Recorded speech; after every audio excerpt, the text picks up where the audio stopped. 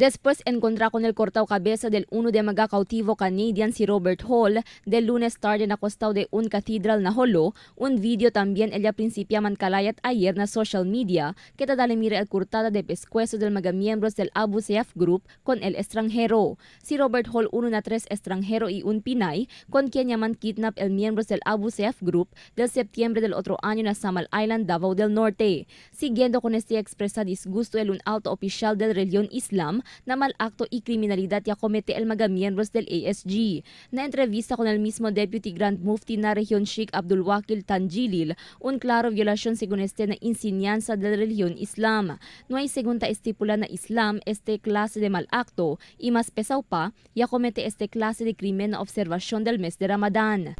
Totally. And there is no in Islam. Of course, mayroon tayo, as what I have said, na country na gumagawa sila ng death penalty. Ibang-ibang klase ang death penalty. Just like here in our country, electric share. Sa mga ibang bangsa, yung binibitay.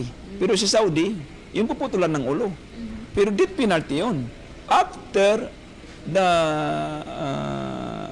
the proper investigation, kung napatunayan siya na talaga ang gumagawa ng death penalty sa kanya, paputulin ng ulo. Hindi katulad dito sa atin, parang mga,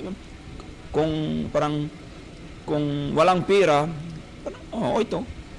Kasi tinatakot kita yun ng mga tao mga gumagawa ng ganito. Takre si Tanjilil puwera kon mga rebelde, tsenekien ma-impluensya mga persona ta suporta ita kontrola kon mga ASG. Debe según del una pa lang, ya kita ya con el sistema de ransom, siendo este ta dale razón para continua mga rebelde abdukta.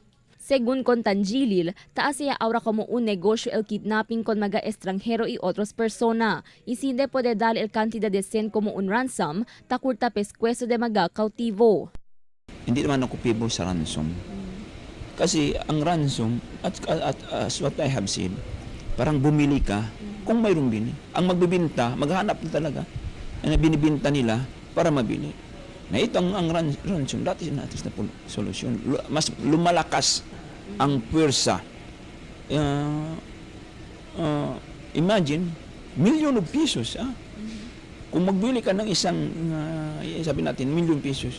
Porte según el conexión de mga ASG razón para fronto sila pwede man kidnap y lleva transporta kundi ila mga cautivo. Debe según intensifika el bisyada na mar y otro strategic location el mga otoridad. Optimismo si Tanjilil que él puede darle solución el nuevo elegido presidente Rodrigo Duterte acerca este problema que por largo tiempo ya te existí. Crisel Almonía, Dateline Zamboanga.